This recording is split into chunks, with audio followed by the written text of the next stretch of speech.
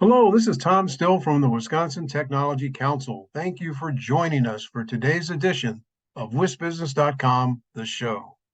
The show is produced by the Tech Council in partnership with WisBusiness.com and with the help of our sponsors, the Wisconsin Economic Development Corp and Exact Sciences.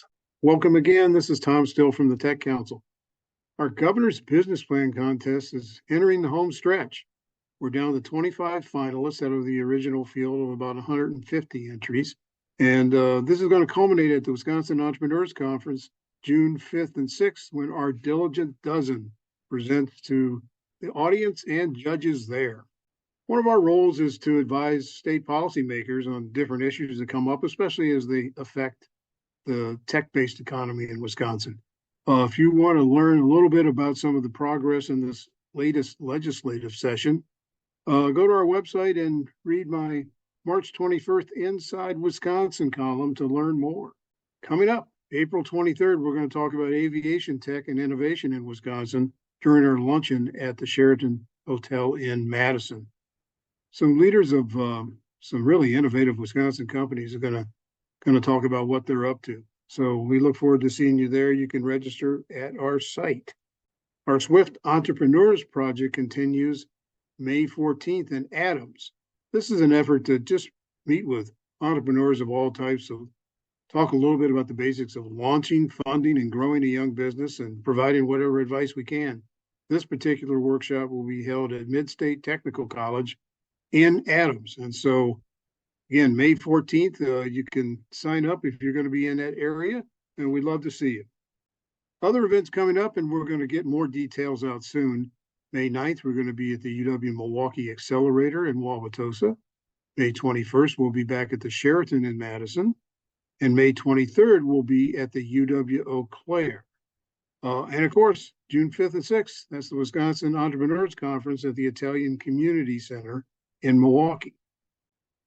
Next up, we're going to hear from Katie Schmitz, who's the Chief Administrative Officer for the Ziegler Link Age Funds.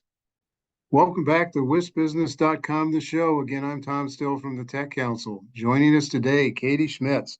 She's the head of principal investing and fund management for Ziegler, also the chief administrative officer for the Ziegler Linkage Funds. Deep background in finance, auditing. In fact, Katie's a CPA as well. So welcome, Katie. Thank you for having me, Tom. Absolutely. Well, let's start a little bit about what Ziegler is. I mean, and it's got a really rich history in Wisconsin. Started in 1902 in West Bend, Ben Ziegler. Lots of exciting things since. So kind of give a just basic overview of the company. Yeah, of course. So Ziegler's a specialty investment bank. We were, in fact, initially headquartered in West Bend, Wisconsin. And in fact, our core way back in 1902 was underwriting church bonds. And I think it's interesting to reflect on that history because you think about where Ziegler is today. Our sector focuses our education, healthcare, and senior living. And I think that all stems from what religious organizations way back when really wanted to do to support older adults, education, and healthcare, broadly speaking. So you fast forward to where we are today. We're now headquartered in Chicago. I myself get the benefit of being in Milwaukee. And we still do a lot of things that we used to do. We underwrite municipal bonds for healthcare organizations, senior living and care providers, as well as do a lot of more traditional M&A advisory work within healthcare in particular. And where I sit within the organization is I help manage our principal investments. And then we have a couple strategic venture funds with thesis that are kind of strategic to Ziegler's overall other sector focuses, namely the Ziegler Linkage Fund family. Excellent. And obviously we can tell you're in Milwaukee because there's City Hall in the background. Yeah. That's a beautiful view. So when we last saw each other, it was at our boot camp for the business plan contest entrance, and that was in Milwaukee as well. And you used a phrase there that was really intriguing to describe what you do on the investment side, age tech. Talk about that a little more. Yeah, absolutely. So I consider age tech similar to femtech as a subsector of Mhm. healthcare more broadly. And what's unique about our Ziegler Linkage Fund family is that, in an echo of what health systems have been doing for a long time, we raised capital from senior living and care providers, most of whom are not for profit and so tend to be really mission oriented. When you think about their ability to serve older adults with these huge demographic shifts taking place, a rise in the number of older adults that are hitting 65, 75 every year, and compare that to the number of available caregivers and the number of actual, bricks and mortar facilities and organizations that are out there to provide care, there's a really market imbalance. And so the idea of age tech are innovative technologies and service models, tech enabled service models that are really helping to seek to address that imbalance, whether it's through helping caregivers become more efficient, helping older adults age well in place in their homes, or whether that's ways for organizations to help provide better care and help improve health outcomes for older adults. That's really the idea of age tech. And I would tell you it's a burgeoning field that's been getting a lot more interest lately.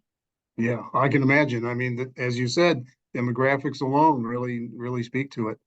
And I realize that you don't invest in every sleeve. I mean, age tech is your specialty, but Mm. you do follow the venture markets very well. What, it's kind of funny when you talk to some investors who've had a couple of down years, they say, stay alive to 25, which to me Yeah. means they're looking ahead to next year and perhaps later this year for some different changes. What are you seeing out there, and how do you feel about the future in venture capital? So, I mean, I'll start by saying I think the future for venture capital remains strong. Mhm. We came off of the 2022-23 markets, which were a lot of resets when it comes to private equity and venture. You looked at public markets that were pretty locked. Rates were creeping upwards, and it just wasn't the greatest environment for liquidity at those later stages. When I think about how liquidity works for venture funds, it starts with unlocking the IPO market, it moves down to late stage private equity, and then, down from there into seed stage. What I've been hearing from, colleagues in the market is that at that earlier seed stage, over the last couple of years, they weren't as impacted by valuations, liquidity. They were still able to put money to work, which I think bodes well for those companies that are growing through this next phase. And so I think what's really happened in this market is that the companies, they're just, the expectations increased for the companies that were able to successfully raise those subsequent rounds. So, I do think you're seeing a little bit of unlocking in the IPO market with some high profile IPOs. I anticipate that that's going to trickle down and hopefully hit, venture funds like ours that are kind of sitting at that Series C stage at this point, maybe in the next couple years. So I think there's a lot of opportunity for venture. There's still pipeline from that early seed coming into Series A, Series B, and higher quality companies at that. So if you have capital to invest, there are plenty of great opportunities out there. And I'm hopeful that we'll start to see some liquidity in 24 late, maybe into 25. Well, excellent. Great update. Well, thanks again, Katie Schmitz, Chief Administrative Officer for Ziegler Linkage Funds and really head of investing there and a specialist in age tech. So thanks Yeah. again, Katie. Thank you, Tom. Thanks again to our sponsors, the Wisconsin Economic Development Corporation and Exact Sciences. We'll see you next time.